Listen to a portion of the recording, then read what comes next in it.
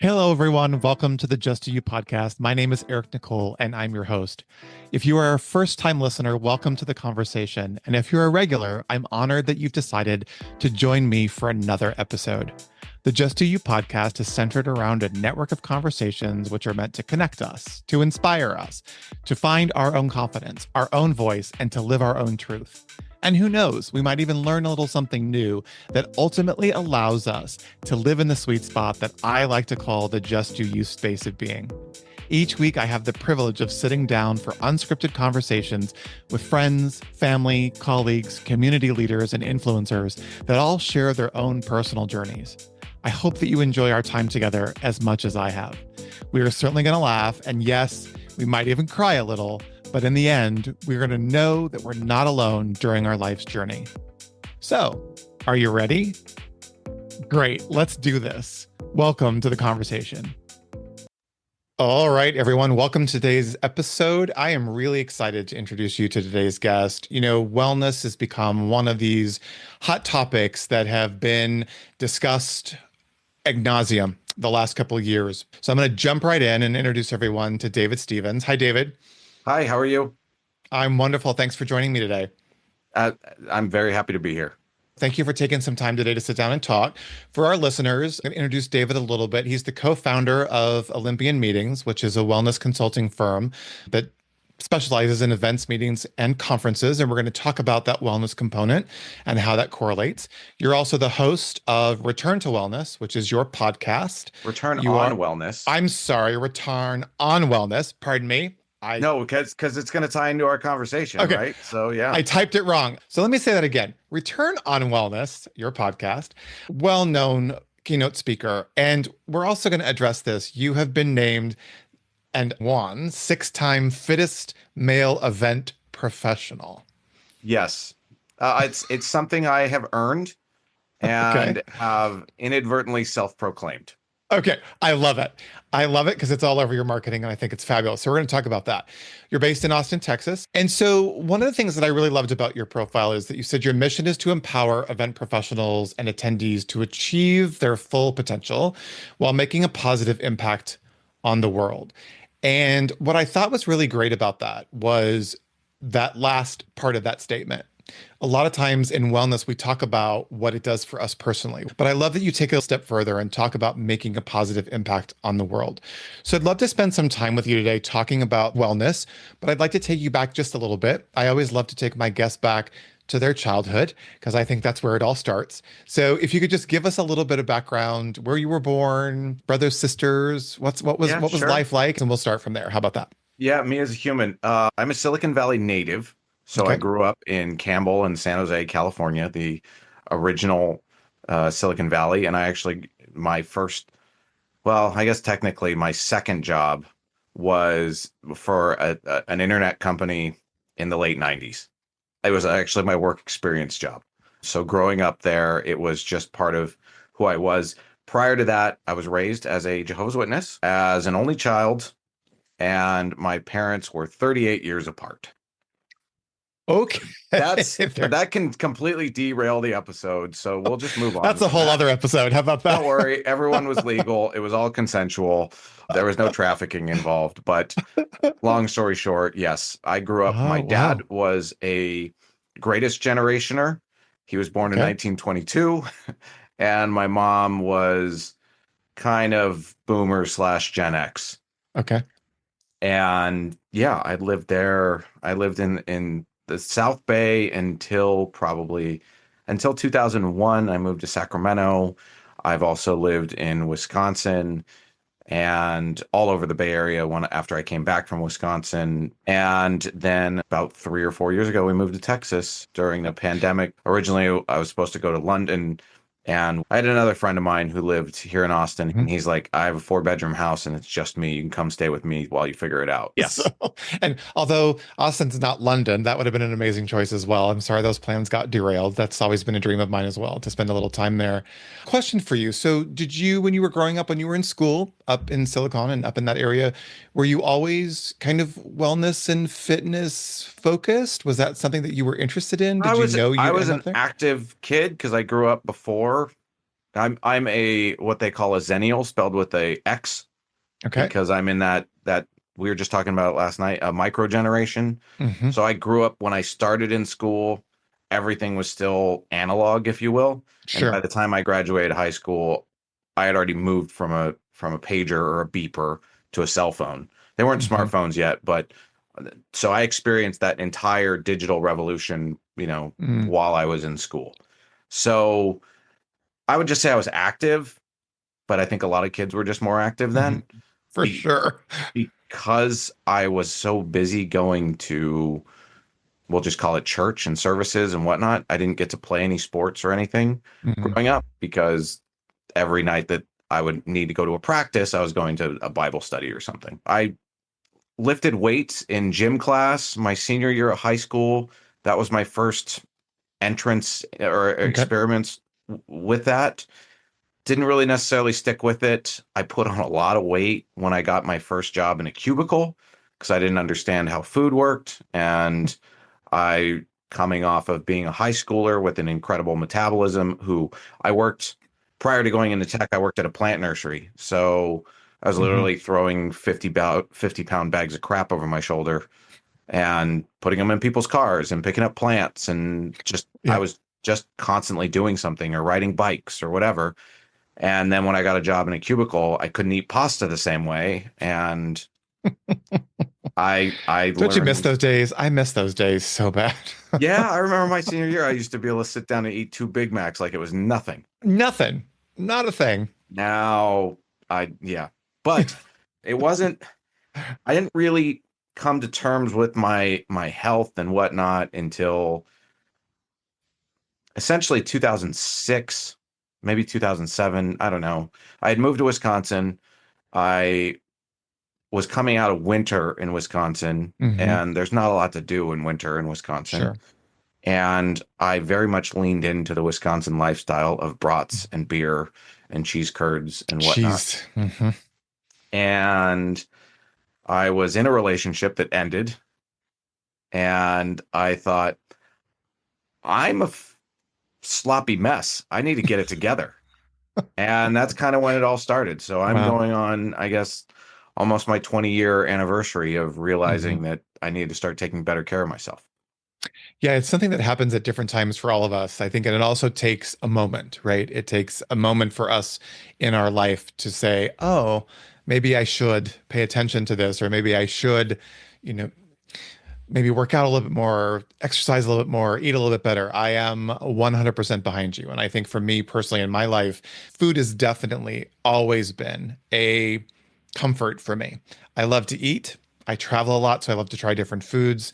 And as we get older, and in this, I'm also too in this meetings and events world. And we know how to eat, we know how to plan great menus, we know how to find the best restaurants, we know how to do all of that. And so for me, that's been the biggest problem is traveling so much in and out of airports, in and out of hotels, in and out of events, on the go, on the run, loading in, loading out, grabbing the quickest bite. It's like those craft service tables, in at the studios. Never anything healthy. It's always sugar, sugar, sugar. So a couple Depends on instances who's for on me. set. That's true. Well, that's true. That's true. I used to do Oscars, Golden Globes, SAGs, Grammys, and Emmys, and I remember our craft tables were always full of just junk food. And those are the times that I miss the most. But I'm curious, were you doing events at the time or were you still in that tech world? When did that Yeah, shift over? yeah. My shift from, so I was in tech sales, and the shift was when the first .com imploded, Mm, exploded, whatever, early 2000s. I was working at a radio station part-time as a street teamer promotions hmm. person. Hmm. And I was going through a divorce at 21 Okay. and of a 5-month-old marriage, and the .coms were imploding all at once. And Mm, so I took the time where a friend of mine said to me, "You've always been the responsible one. You always do the right thing. You need to go have fun." mm, And I realized that because of the, let's say, the lack of responsibilities that then were imposed upon me, I didn't have anyone to else to worry about except me. And mhm, I was like, I can take this job that pays next to nothing, mm, literally $6.75 an hour. working for a radio station full time in Sacramento. And it doesn't matter because I'm going to be renting a room from some friends. I was also, 21 Yeah. or 22 maybe at this point. And so I went to work for this radio station. So I started events full time in 2002 was my first full time events job. So I Yeah. had been, but much to your point, I worked for a radio station. So when we showed up to places, it was, what can we get you? What do you need? Basically, what can I bribe you with to get your people to talk about us on the air more?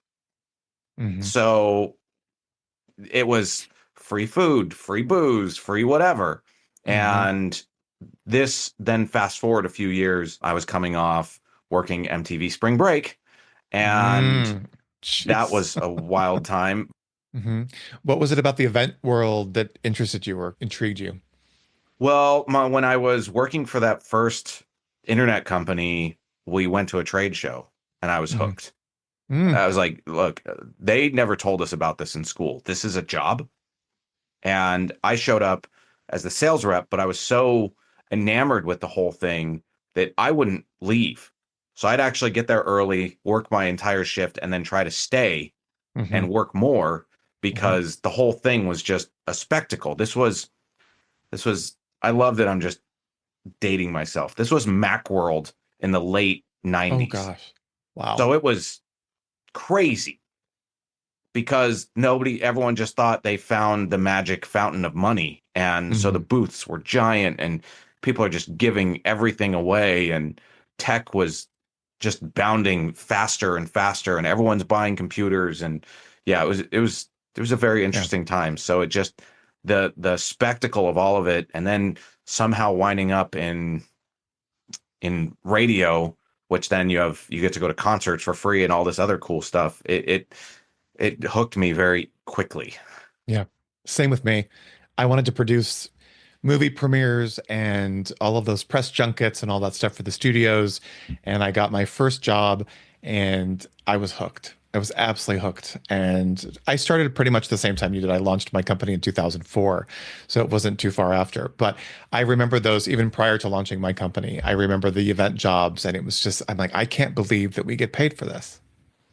Yeah, the You know? closest I ever got to that was we got to do the early screenings of Yeah. movies Yeah. with through the radio station. They give out Hmm.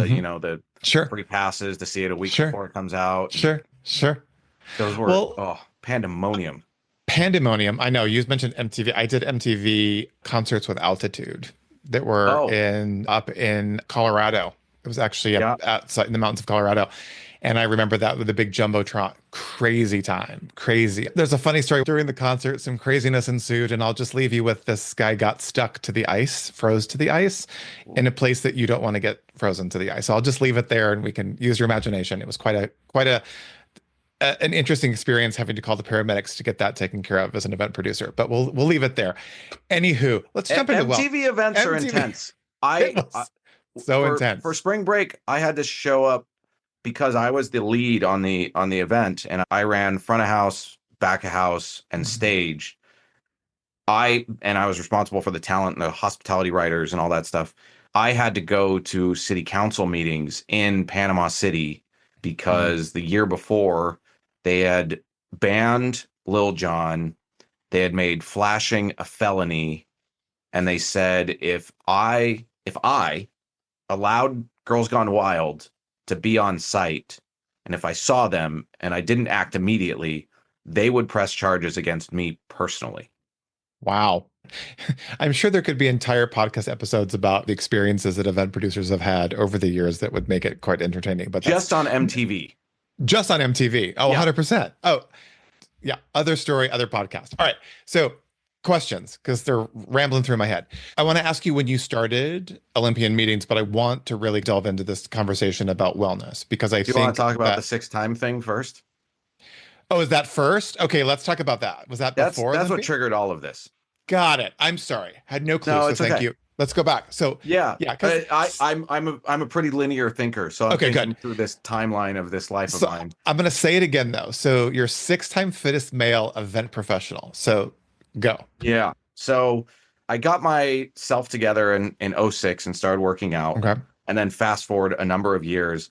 And along the way of this far from straight path, I ended up working at 24 Hour Fitness, Okay. running all their corporate meetings and events. I taught spin class for 8 years. I went all in on taking care of myself. And then I met my now wife, and she convinced me to start doing CrossFit, which when I was at 24, CrossFit, it was just starting, and it was pretty wild times, and a lot of people were getting hurt. And so I was very anti CrossFit. And actually, the Sure. first fight her and I ever had was about CrossFit, which is fantastic. We still laugh about it. And we don't buy Costco ready-made margaritas anymore. Anyways, so in 2018, Uh-huh. they introduced an occupational hashtag in this global qualifier they do for the CrossFit Games. The CrossFit Games is essentially the Olympics for CrossFit. Okay. They do this thing in the late winter, early spring called the CrossFit Open that is open to anyone and everyone to participate in. And the idea is there's a series of workouts. Everyone does the same workouts, and then you rank on a global leaderboard. And they introduced these occupational hashtags in 2018 to as a marketing ploy to so that someone could claim to be the fittest firefighter, and someone else could be the Oh, claim to got be the it. fittest cop, Okay. and Makes someone else sense. could be the fittest doctor, and blah blah blah. So I did it, and I put hashtag event prof in it, and I was a corporate planner. I was still working out. I was still taking care of myself. And I put hashtag event prof on there, and nobody else in the world used that hashtag In the entire world. in the entire world. And there's, I don't even know how many people who Hmm. participate in it. A lot. Hmm. So because CrossFit is global. Yeah. So I was like, I paused and I thought about it. I thought about looking around the room when I was at industry events. And I was like, Mm-hmm. I guess that doesn't totally surprise me. There's Hmm. not a lot of people that prioritize taking care of themselves. Hmm. Physical health, what we eat, the way we drink, the way we stay up late, none of that stuff seems to be important to anyone in those rooms, let alone they put everyone else's problems before their own. Hmm. And I thought about that. And then 2019 came and went. Same thing happened. And I was the only one. And I was like, you know what? One, I'm kind of sick of this crap that nobody's taking care of themselves. And two, I can say I'm the fittest event professional in the world because that's at the CrossFit Games. Hmm. That's the title you earn, fittest on Sure. earth. Sure. And so I was like, I'm the fittest event professional in the world. And so I added it to my LinkedIn as really just kind of a big, to me, it was like a way of putting a flag in the ground to say to the Yes. industry, like, why isn't anyone taking care of yourselves? Let alone I was also trying to find my community because I would Hmm. go to events and I'd go to the hotel gym and I'd work out by myself. And I'm like, I can't be the only one doing this. Hmm. Like, there's got to be other people. Right. And so that's kind of how it started. So that was in 2019. And then later in 2019, I had this conversation with my now co-founder, and she asked me kind of, she's like, what's up with this whole like fittest event professional in the world? So I told her, and she's like, Mhm. and I told her what it made me start thinking about, because from Sure. 2018 to 2019, I really started paying attention to industry events, and I was like, Hmm. yeah, nobody cares. Nobody gives a crap Yeah. about how they take care of themselves. Everyone's showing up hungover because they all ate Hmm. too much, they drank too much, et cetera, et cetera. And I just really started thinking about it. And she's like, well, why don't people take better care of themselves? I'm like, I don't know. It like our meetings don't have to be that way because they were never like that when I was at 24. We were very formulaic there because we were living our brand. Right. And she was like, well, why don't we teach them? Hmm. And we came up with this concept that was basically the way I planned events at 24, and we called it Fit Meetings. And this was late 2019. And we didn't really get a chance to go to market with it because, well, we know it happened. Yeah. But to kind of add a little caveat, in 2020, the ladies showed up. And so that's why I had to go from fittest event professional to fit a Ah, male event professional. I had I had a he woman had who some runs competition. yes, I Yeah. had a woman who runs events and community and brand for a nutritional supplement company on my podcast. She was actually episode number 2, and she went to the CrossFit games with a Mm, team. hmm And so I was like, yeah, I'm not hmm fitter than her. She's hmm hmm which no surprise. I'm not surprised by any means, but but the male category is widely desolate, and I think next year might be the last. I might do it 2 more years because hmm now I'm in an older age bracket, Sure. and this is my last year in this bracket, which means and the years I think they're 4 or 5 year windows. So I'm hmm gonna get my butt handed to me this year because my birthday is literally like 2 months after when this all happens. For sure. So I'm basically the next bracket, but I still have to compete with people 5 years younger than me. So So our listeners can't see you, but I have a feeling you're not going to have a problem. I'll just leave that there on the table. But I'll probably do it 2 more years just so I can okay, see like where I'm gonna peak sure. because I will be young going into the fresh bracket. Into the fresh bracket. Yeah. Well, let me go back just a minute because I think this is important. I don't think you're going to get hates in the comments, and if we do, I think that sparks an even bigger conversation because I agree with you. I've been in this business and this industry a very long time, 30 years. And I can remember many conferences, industry conferences that I don't remember. I'm going to say that again. There are many conferences that I remember that I don't remember. And it was because of the drinking and staying out late and partying and, eating too much and all of that. To do what? To let off steam, to relax a little, because as you know, and I'm sure you've seen the memes and the t-shirts and the actual study, that the events and meetings industry is one of the top 5 most stressful As, professions. as And as we've gone through massive upheavals in our industry, whether it be, you know, 9/11, whether it be the pandemic, whether it be the global economic crisis that we had in 2008, all of those things caused more stress. I know for me, I started my company in 2004. That 2008 was one of the most difficult times, and I didn't take care of myself back then. So I don't want to brush over it as a tongue in cheek. I think it's something that needs to be addressed. Like you, where you sat and got frustrated. We talked about this when we first jumped on to have an onboarding call, is your frustration was my frustration now currently. Because I attend all these events, I'll probably get the flack for this statement, but I attend these events now where they are trying to introduce wellness components to these meetings. And one of the reasons I was so excited to talk to you today was because you have a yeah, but conversation about wellness in meetings, events, and in conferences. And I why I prefer like yes and yes as and, opposed sorry. to Okay, yes yes, but. but. Okay, yes and. Stand corrected. You have a yes and. And I really appreciate that because what I'm seeing is wellness being introduced as almost a fad or kitsch factor as opposed to the benefits. And one of the things that you and I talked about is, and one of the things that you've talked about on podcasts, I listened to you on a panel, you talk about how companies need to invest in their employees. And that's super important. We don't always talk that way in the meetings and events industry. We talk about what's the bottom line on the budget? How can we make all this fit? How can we possibly, fulfill the goals and the dreams and the needs of our client, and then fit in this element of wellness to it. So that's why I was really excited to talk to you about it today. I even shared with you, and then I'll let you elaborate on that, is that I even watched our industry professionals go to some of these introductory, let's say a morning stretch or a morning yoga session before we go into a general session or a meeting, and everyone's still on their phones. And I literally wanted to stand up and scream at the top of my lungs. There is no benefit to this if you're doing downward dog while you're checking your email.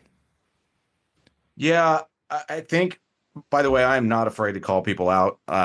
One of my core things on LinkedIn is Wellness Washing Wednesdays. And one of the What's most, that? one of the most egregious conferences I've gone to, and I did a whole video where I covered it, but it was a wellness association whose event I went to thinking, oh, this should be best in class. And it was 75-minute sessions, 15-minute breaks, carb heavy lunches, carb heavy breakfasts, parties at night. And I was like, this is absolute nonsense. They are talking out of both sides of their mouth because they're talking Mhm. about how to take care of people and then they don't even walk the walk at their event. Why do you think that is? I think people are usually too comfortable with what they've done in the past, and Command C is easier than Command C, Command V, copy, Hmm. paste is Hmm. easier than rethinking through things. And I think depending on the organization, most event professionals are so constantly overwhelmed that they're so busy treading water, they don't have Hmm. the room or the opportunity to actually move. Hmm. They're stuck. And because they there's only two things, well, there's two things that we're really bad at. One is setting boundaries and two is enforcing them.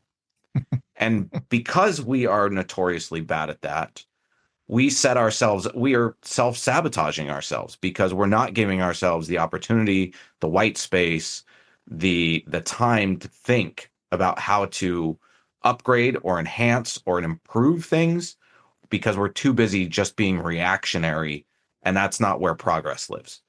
And what do you think that does to us as professionals, but also to, let's just keep going on this event and meeting It route, burns us to out our attendees? Right. But what is that like? across the board. What's the long-term effect? It burns us out, but then what happens? Do we just get Well, complacent and go through the hamster wheel, or do we burn out and quit? What happens? What do you some see people burn happening? out and quit, some and attendees quit coming to your events because it's the same old crap. Hmm. And the people who like what was done the first year, if uh, and then there's also different people, and this is why I believe in yes and. Think about vacations. There are people that go to the same place the same week every year, year over year over year over year over year. Like that's their thing, right? Like we Hmm. go to Cabo, we stay at this place, we get the same room, and blah blah blah blah. Blah. Cool. If that's what makes you happy, I'm happy for you. And that's why yes and is a thing, because Hmm. you're not trying to appease that person. But if you're trying to grow something, you have to introduce something new for those people, for the other people that vacation. They go, "Oh yeah, I've been there. It was great, but I don't ever need to go there again. I'm going to go somewhere else." The world has what, 256 countries or something like that, and I've only been to 50, so I got to see more. Hmm. Hmm. There's those people. And when you have an event, you have to talk to both of those people to ensure that you keep those people coming back for more. And if you Hmm. just keep doing the same thing, you're going to burn out and those people are going to burn out, and that's where you're going to see your attendee churn. Is that complacency, or what is that? Well, I don't want to necessarily call it complacency, but it's also kind of survival. I think it depends on Hmm. the situation. There are some people who just like to do things the same old way every single time. And Hmm. there's other people who have a growth mindset. Hmm. And depending on what your goals for your event are, that's going to dictate what makes the most sense for you. So, flipping to the company side or the corporation side, why do you think companies should invest in their employees with the element of wellness? Because they think they're investing in their employees with the meetings and the educational sessions. Why do you think now that we're talking about wellness as a key component moving into 2025? I think we're going to need it more than ever. I'm just putting it out there. I think 2025, we are going to need to have our attendees and ourselves and our CEOs and all of our people operating on full board. So Yeah. why do the companies need to invest in their employees outside of just that meeting Well, I think conference? it's one and the same. Hmm. And really our existence as an agency is to bridge the gap between corporate wellness and corporate events. Hmm. Because what's good for a person is good for a person. When people are well rested, well fed, well moved, and well connected, they overperform. They Hmm. outperform the people who aren't. Are like let's let's just talk about sleep for a hot second. If you get a full night's sleep, are you better than if you don't? Are you functioning at an optimum level if you're hungover? And then that's when Nope. you're going to have your CEO address people?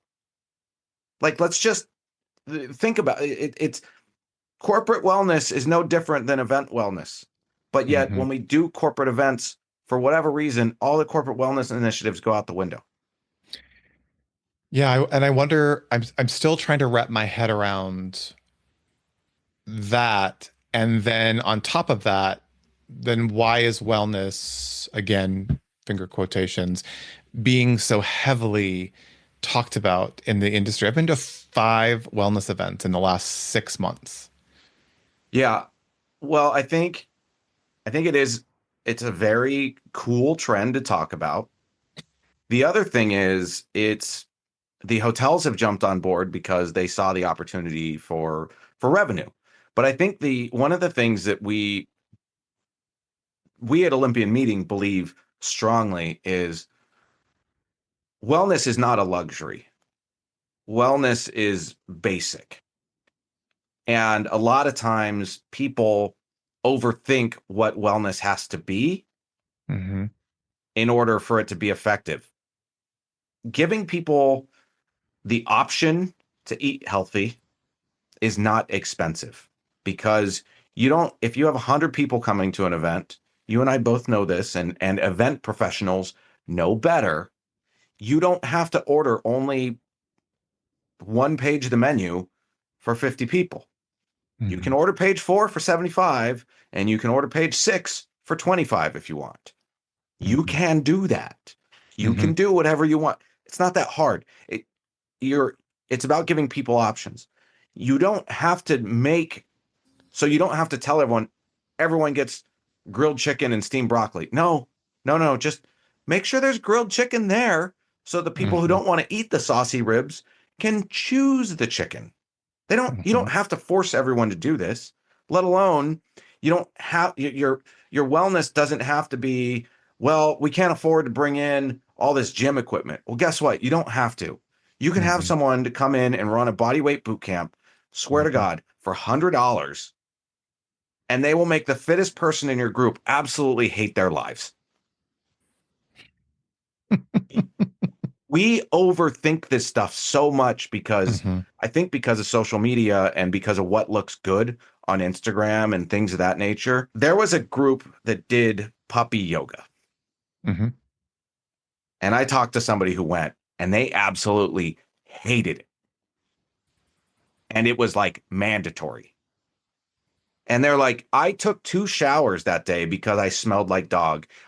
I don't have anything against dogs, but I don't necessarily like them. I Hmm. don't really like animals. Hmm. And that was their own thing. And we put up all these barriers for Instagram pictures by creating Hmm. these grandiose, over the top experiences when wellness is really, really, really basic. We just Hmm. tend to overthink it and overcomplicate it. And when you do some things like that, it can get really expensive and then it's not worth doing anymore. Yeah. I want you to go back and say what you said earlier, though, about wellness is not a luxury. Say that again. So wellness wellness doesn't have to be a luxury item. Hmm. It's basic. It's Hmm. basic human needs. I Is want that to getting resonate with people. That's why I asked you to say it again. That needs to resonate because I think people feel like wellness is a luxury. Well, let me put it, I will say it poignantly and have a long pause afterwards. Well, luxury doesn't equal wellness, and wellness doesn't equal luxury. We like to lump those two things together because we think spa, but guess what?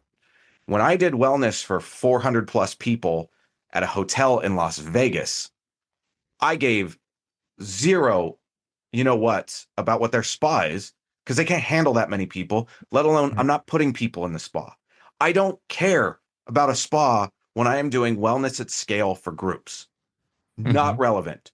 But a lot of times we think, oh, how nice is the spa? Luxury, wellness. We got to pay someone who has some weird accreditation and fly them in from the jungle or something.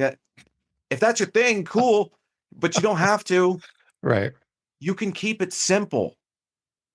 And that's how you start these things. Before you offer 15 modalities at your event, why don't you just start with the basics, Mm-hmm.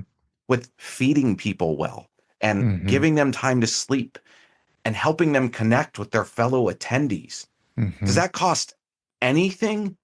No, you're going to spend the money on food and beverage anyways. Right. Just make some different choices. Less time in the agenda means less time that the AV crew has to be there. So guess what? Mm-hmm. You might save some money. Well, the other thing too that I think is so fascinating is you said it earlier, when we stack these schedules. I've been doing a meeting for years now. We stack the schedule.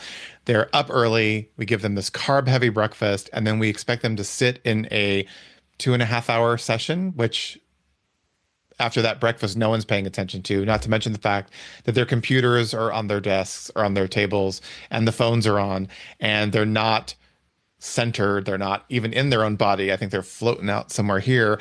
And I was laughing, and I think I shared this with you. I work with a Japanese client, and we used to show the video that they show in Japan of the businesses doing this workout out in the field before they go. And the entire audience of Americans laughed at this video. And it was so interesting to hear the Japanese executives' response to that, which was it wakes you up, it centers you, it gets your blood flowing, it gets your energy going, and you go in and you sit down and you have your meeting, and then you have multiple breaks, right? They're on multiple breaks, they're eating healthy, and yet we're just sitting here carb loading. And that's the thing that I thought was so interesting was, okay, wait. So what you're doing with Olympian meetings is coaching planners, coaching companies and corporations on how they need to set their attendees up to retain, to be present, to learn, to absorb, and to be able to go back out into their jobs and out into the company and make an impact for the company and out in the world with their product, let's say. And I don't think we educate anybody on the benefits of, let's say, a breathwork session or a stretching session or just getting in tune with your body session. We don't educate people as to why that's important. And that's the part that I think is really missing. It's frustrating. Well, Is do we try you? to I do a mean, lot of that. And that's usually what I talk about. So we have four main things we talk about: mindfulness, movement, meaning, and meals. mhm, And when I get the opportunity to go out and speak on this stuff, I don't just talk about it about why in theory it's a good idea. I'm mhm. married to a physician, so she fact checks me on a regular basis, Sure, and sure. she always wants to see where I found said research because she's Hmm. just inherently as a practicing board certified medical doctor, she is always interested in these things. Sure. And we have gone through each of those four categories and figured out exactly how and why and what the science is on how this benefits an event. So I'll give you a couple quick examples. Yep. One is movement, and a bout of high intensity work. So basically, when you do a workout that gets your heart rate up to 70-80% of max, and that's your max, not my max or anyone else's, your max. What that does is it triggers your sympathetic nervous system, which is your fight or flight mode, which is, holy crap, am I going to die? Right? Fight or flight. Hmm. It And what happens when you do that is it turns on the learning center of your brain because it's evaluating and it's critically thinking, is the environment and what I'm doing going to harm me? And it is up to your brain to figure out if it is or not. Well, what happens is when you do that workout and then you go to class, and there's multiple studies on this, or you go to a session, you are primed to learn more than the person who didn't, Hmm. because all those chemicals, all those signals, the fact that that part of your brain has been actively lit up and awake and alert and ready to go sets you up to learn more than the person sitting next to you who Mm. didn't. That is not my opinion. It is not how I feel. It is a physiological science and evidence-based fact. Sure. But what do they always offer in the morning? Yoga. Got nothing against yoga. If that's what you do because you Hmm. want to do things, cool, fine, totally cool. But you got to off. That's where the yes and comes in. It's Mm-hmm. not about this. The runners, that's great. But what if you can't run? Then what? Then you're left on your own, Mm-hmm. right? And if you're in Mm-hmm. Vegas and the gym doesn't open until 8 o'clock, but your breakfast starts at 8 o'clock and you have to be down there, when the hell are you supposed to work out? Oh, I guess you don't get to unless you want to Mm-hmm. just do something in your room. But then that's just the movement part. Meals, there's all this fascinating science coming out. It's not peer reviewed yet, so I want to caveat that it's not in Mm-hmm. my wife is very intrigued by it. She's like, but let's see the studies when they come out. I worked with a software engineer who told me anytime he had a high protein breakfast, he didn't have to take his ADD, ADHD meds. And I said, I'm sorry, what? He goes, yeah, I seem to be able to focus better. So I looked it up, and there are a number of websites that are, let's call it holistic health style websites that have all kinds of stuff about it. But I spoke with a dietitian, and she said, well, she goes, I could see that because your brain needs those essential amino acids. She goes, but what's probably even more meaningful is if you give people who are taking ADD meds a high protein breakfast, their meds will actually last longer because the protein in their bloodstream up slows the uptake of the Mm-hmm. medicine, which then prolongs the efficacy of those meds. You spent how much on that keynote? And then you fed your people nothing but carbs. Mm-hmm. Mm-hmm. There is dollars and cents on the line when it comes to wellness that is so above and beyond. And I know the tone will make this sound derogatory when I talk about like sound baths or stuff like this, but because we offer those, we can do them. There are really, really black and white science-based things that you can do Mm-hmm. drives higher, stronger ROI every single time at your meetings, be them internal or external, that's going to impact your bottom line after that event. Correct. It is not a nice to have. It is something we need to start integrating holistically. Mm-hmm. And I'll touch on sleep real quick. I appreciate you Yeah. letting me rant. No, you're not ranting. This is great. Have you seen Inside Out 2?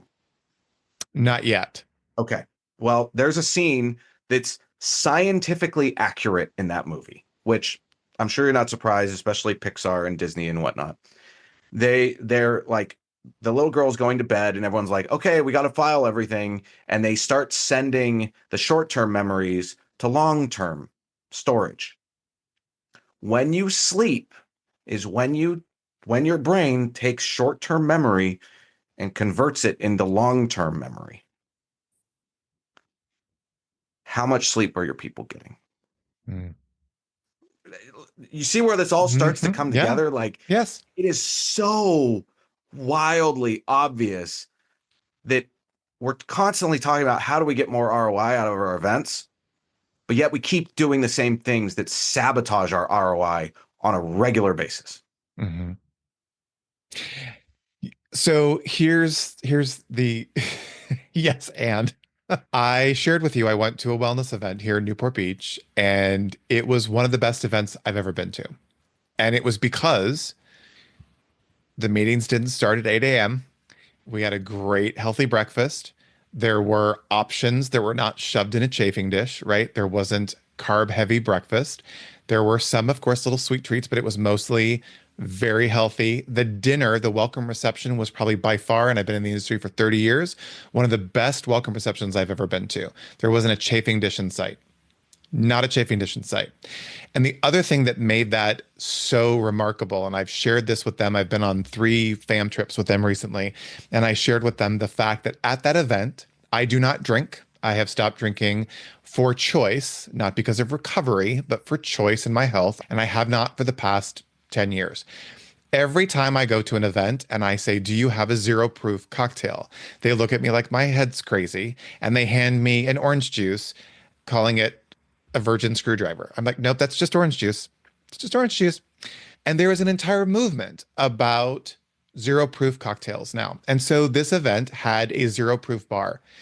And it was by far one of the best events I've been to because I then also felt like I wasn't walking around with a Diet Coke in a tall, skinny glass. I was walking around as a participant in something that was maybe a little sugar filled, but you know what? Didn't have a hangover the next day. And I also wasn't overgorging with the food. And I remember the next morning waking up, and I do this for a living. I do this for a living. I plan menus every single month and I do my best. But you said something earlier that was so kind of jaw-dropping to me. And even I didn't remember that I don't have to serve the same thing to the 100 people, Yeah. right? So what's the pivot? So let's jump to the Oh pivot. God, that word. I know, but I'm using it because most of you are going to relate to it. We have to educate. Is that the pivot? Is that the change marker? Is that the change point? What is it? What's missing is the opportunity to experience it. That's what's missing. There's been no shortage of talk. There's been no shortage. I mean, I'm 2 years deep in my podcast and Hmm. I've spoken all over the place. It's great to hear people are listening. I mean, I'm Hmm. seeing I was talking about oxygen masks back in like 2022 or 21 about when it came to self-care, and because that was Hmm. my plot twist, my M. Night Hmm. Shyamalan tribute at the end of these presentations is I would just talk about how all these things can improve your attendees experience, and the planners are like, yeah, yeah, yeah, and then I'm like, but what are you doing about yourself? And they're like, oh yeah, I don't deserve any of this. No, no, that's the shift that needs to happen. Okay. And that's why it happened for me. This is purely selfishly motivated because I kept going to industry events and I would have to leave the event to go find food that I wanted to eat. Hmm. I would, they're big enough, they'll be fine. I went to C-Vent's opening reception in San Antonio this year. Nothing but fried food. And the only non alcoholic drink they had was Topo Chico. Sorry. That's a sparkling water for those of you who don't know what a Topo Chico is. Guess how much time I spent at their opening reception? 20 minutes? Hmm. Because I was hungry. I'd actually Hmm. worked out right before. I was like, I'm going to go to the gym, work up an Hmm. appetite, then go hit this opening reception, go see some people, have some hugs, blah, Hmm. blah. Super excited to be there. And I was so hungry, I was just like, I'm out. You guys Hmm. suck. And I left salty and hungry and hangry. And Hmm. because they didn't provide. Now, they got together a little bit the next day. They actually, on their break, they had candy bars next to protein bars, which was, I was like, Hmm. oh, this is nice. This is a nice change. Hmm. But it's not about forcing anything upon your attendees. It is really about optioning with. It is adding to your event, not taking away. So I Hmm. use this analogy. One of our clients is a very large mental health services company for corporate companies, for corporate wellness programs. And we did this break at this hotel where we set things next to each other that were almost Hmm. the opposites, Hmm. but they were still the same. So same, but different. That was basically what we nicknamed the break, was same, but different. I We love put it. carrot sticks next to Cheetos. They're rectangular and crunchy and orange. Same, but different. We had gummy bears next to a bowl of like whole assorted fruit. Same, but different. Hmm. So what you can do with these displays is have fun with it and help your people see that you're not trying to say, no, no, you can't have this. I'm your parent and I'm making the choices. What you're saying is, hey, we see you, choose what you want. Hmm. And it's the same thing with the bar. A wellness event, and also that's a big difference. There's wellness events Right. and there's wellness at events. Events. Hmm. And we specialize in wellness at events because it's still a corporate event, but we leverage wellness as a strategy to get more out of the corporate event as opposed to working with us. Sure, we can put on a retreat, but there's going to be business outcomes. And they're going to do some wellness stuff along the way, but they're going to talk about business. We're not going to go in and lecture them about wellness. So it's the same thing with the bar. I was talking with a very dear friend of mine who works for a large hotel group, and we were talking about their display at IMEX. Hmm. And I said, "What are you going to do for a non-alcoholic beverage? You got to do one." And she said, "Well, I can't do it. Like the sales reps will literally have a mutiny if there's no alcohol in the booth." And I said, "No, no, you're not thinking about it. Think about it differently. You're adding a non-alcoholic option. You're not taking away the alcohol. Because if people want to drink, cool. If people don't want to drink alcohol, that's also cool." But Hmm. as a gentleman said at the event that we did later that week at IMAX called Beyond the Bar, just because you're not drinking alcohol means you deserve any less of an Hmm. experience. Hmm. So at their booth, both their signature drink and their signature mocktail, or zero proof botanical, I think they called it, Hmm. they were both served in martini glasses. Hmm. So it didn't matter, Hmm. because it doesn't matter why you don't drink.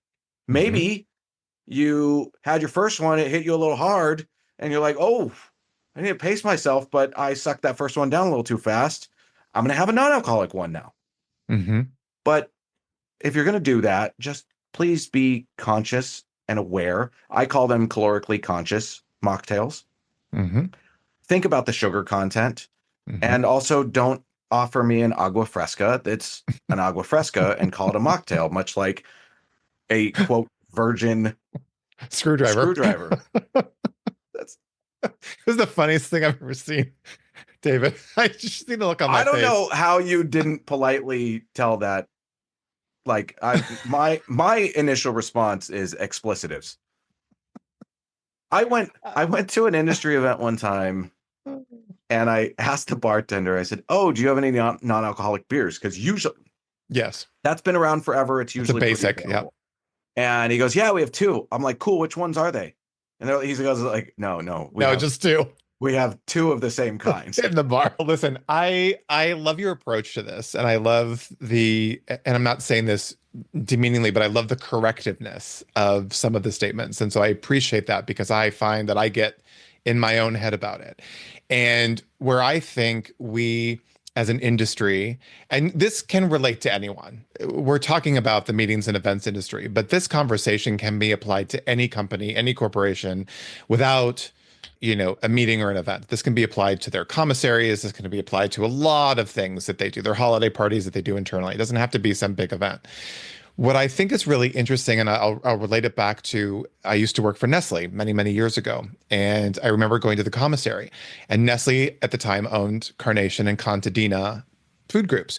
So you'd walk into the commissary, and there would be Contadina pasta, Stouffer's pizzas, a little teeny salad bar, and a burger bar, and all this stuff. And then when you left, on the right side as you walked out was the Nestle Toll House cookie bake shop, and on the left side was the Carnation ice cream sundae shop. And working there, I probably consumed my body weight in chocolate. It's also where I found out that I was allergic to chocolate, oddly enough, a year later when I left there and went to work somewhere else. But That's a terrible allergy, and you have my sincerest condolences. it's okay. I found the secret. It's dark chocolate, and it's really, really good dark chocolate. Not, no offense to Nestle, but not over-the-counter milk chocolate. So there's a difference. There's a big Oh, difference. so you're allergic to cheap chocolate, is what Cheap you're saying. chocolate. Yes. Yes. I can count on you, David. Yes, cheap chocolate is what I'm allergic to. Anyway, what I think is so interesting now is I travel, and this again could be a whole other podcast. I've done events all over the world. And what I think is really interesting is and this is the other podcast, the US's approach to food and beverage is very different than that of, I just did a program in Portugal and was also in Costa Rica. Completely different approach to food. Absolutely completely Yeah. different. And so, and also too with the alcohol and all that. I want our industry, and my hope for our industry is that over this next year, as wellness becomes this continual component of, hey, let's go sit and try the massage mat, or let's go into a breathing session. But my point is that we need the David Stevens of the world to be the ones who educate and to say this is why. Let us consult with you. Let us have a conversation with you as to why this is important or how this makes it different. And you don't even need to say that you're married to a doctor. I was married to a doctor too. A lot of people didn't mean jack because they're going to do what they do because it's what they do. And it's easier to do it than to make the shift. Giving up gluten for Yeah, me there's was one of the most cardiologists that smoke. So, a hundred percent, 100%. But it took everything I had to give up gluten. Hard gluten and sugar. Sugar is my addiction. Gluten was even worse. But giving those up were extremely difficult. What I know on the other side of it, however, is the 32-pound weight loss. I no longer have migraines. I'm able to function better throughout the day. I'm not even drinking coffee anymore because of my AFib. But my point in sharing all that is that I wake up now after a good night's sleep. Thanks to my Aura ring, I get to track how I sleep. But I wake up every morning for the most part, in a very different mindset and energy level to go tackle the day, to tackle my job, to tackle the things that I need to tackle. And I'm not sitting in a 2 hour general session. So I know from what I've learned from you and watched on your videos and kind of learned from doing my research with you in this conversation is as a planner, it's my job to sit down and have the conversations with my clients. Some may be CEOs, some may be executive assistants, but as to why there is a benefit to be on this side of wellness in events, through events, not just the component of, hey, it's a kitschy thing, let's do it and stretch a little bit in the morning before we go in for a meeting. That's the thing that excites me. We need more of you. And so my hope is that our listeners hear this and spend some time kind of delving into this. We're going to put this up on LinkedIn, we're going to put it up on our social media platforms and have people check it out. But I really want people to pay attention to what it means for them. And this was probably the golden ticket for your conversation today amongst many really golden nuggets. This was the golden ticket, which is we as individuals have to take care of ourselves first. yeah, and End of and story. I fully agree. And I want to contextualize that because there's some research. You brought up Nestle. There's four big studies that came out this year that I spent the time and sat down and read.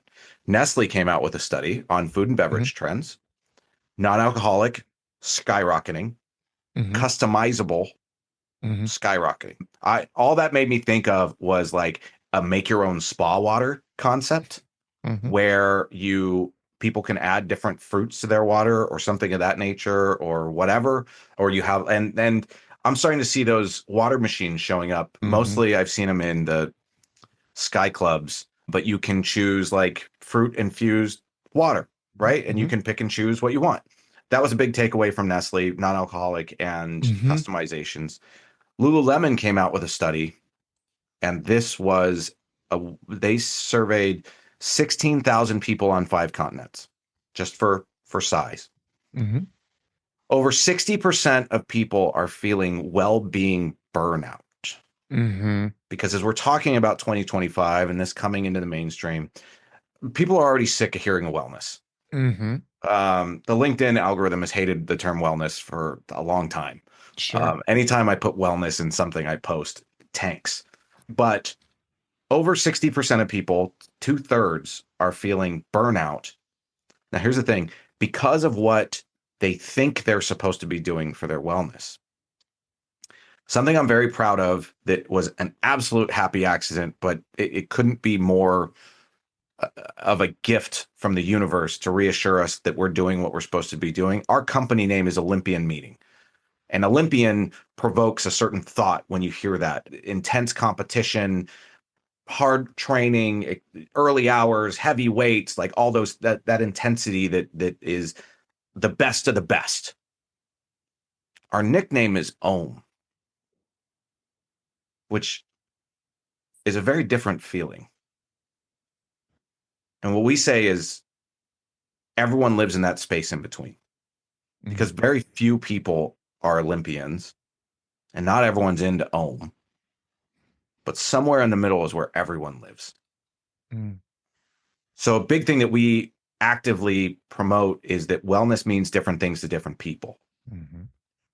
Whatever an influencer tells you, and I know I also love the irony of saying this, of you don't have to do what I do to be well. Hmm.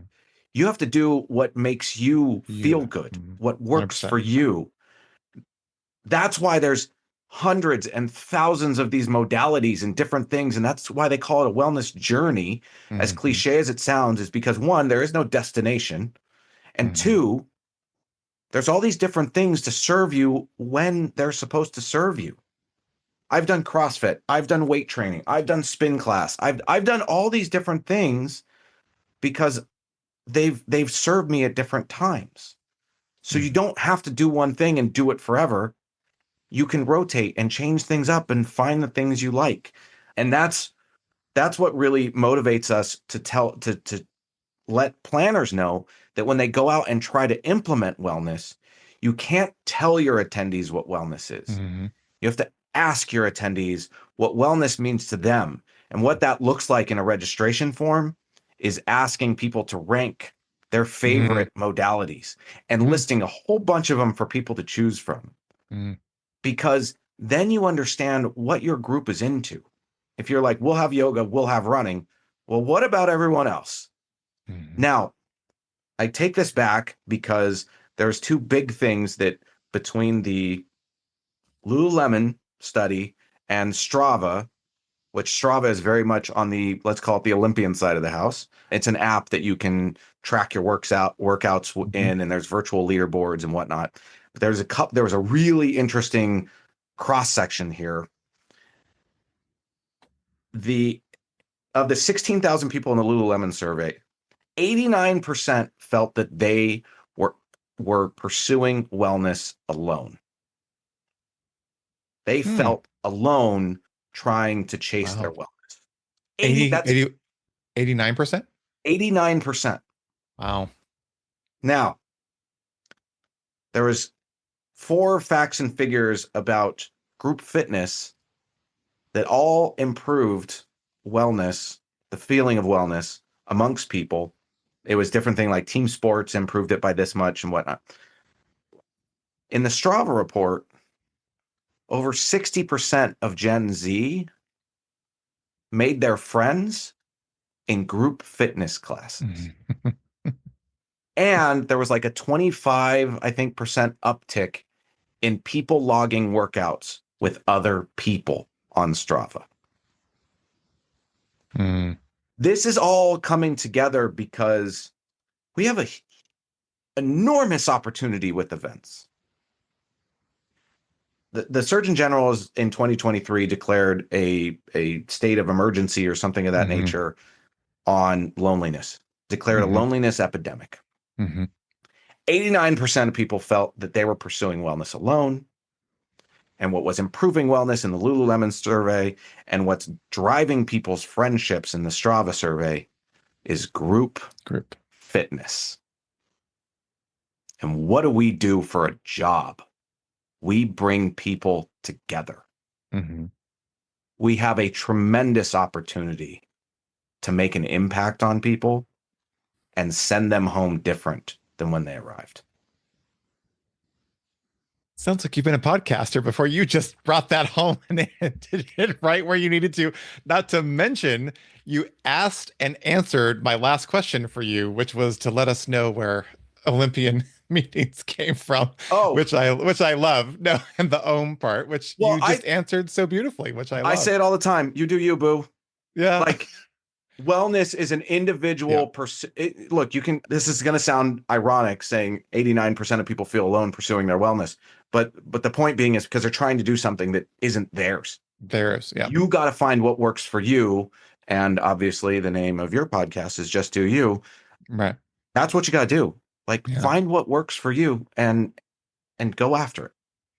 And I love what you said as we wrap this up, that everybody or a majority of the people are somewhere in the middle. And I think what I really respect and appreciate from that statement is having just been down my own journey these last couple of months of finding what works for me. And I can't meditate for more than 20 minutes because my head goes 16 different directions. So I don't stress about it and I do 20.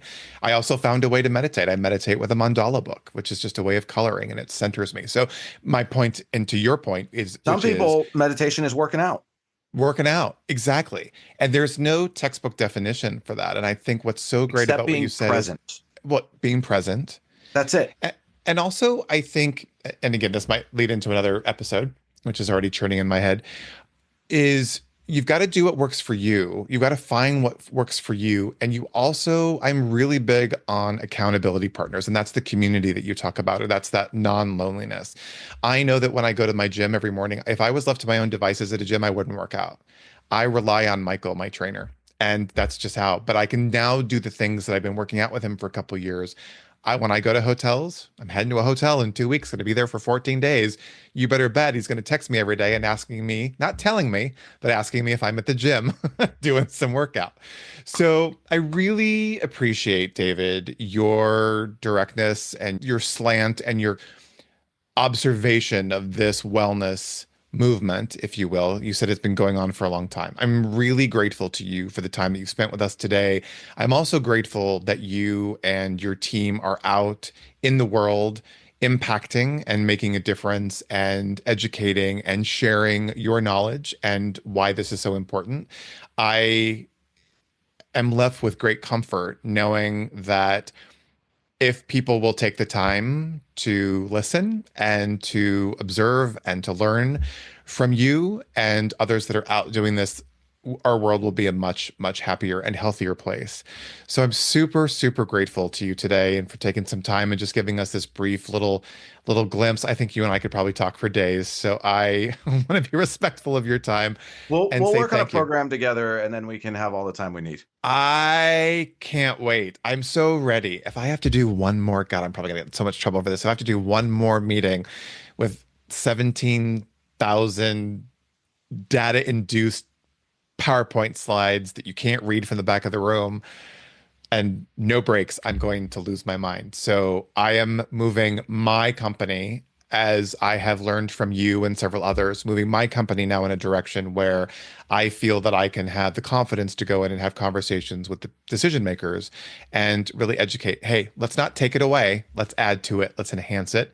And let's take baby steps. So that's what Yeah. I'm taking away from today's conversation. I'm so grateful to you, David. I appreciate it. I'm so glad we met. And I'm really, really, again, grateful for your time today. Thank you so much for having me. It's been a pleasure, Okay. and I appreciate you amplifying this message to make our industry better. Yeah, well, we're going to put your information up on our social media pages and make direct links so people can check out the amazing work you're doing. I encourage people to take a listen to your panels and your videos on YouTube. Really educational, a lot of information, and will definitely make a difference as we move through 2025 and beyond. David, thanks again. All right. Bye for now. All right, everyone. Thank you again for joining us on today's episode. I hope our conversation resonated with you like it did me, and I cannot wait to sit down with you all again next week. Remember to subscribe to the Just You podcast on your favorite platform so you can make sure not to miss a new episode, which drop every Thursday. If you like what you hear, you can easily share the podcast and episode directly with your friends. And if you would, rate us and leave us a review. We'd love to hear from you. You can also follow us on Instagram at JustDoYouPod. As you go out into the world today, remember to just do you. All right, talk next week.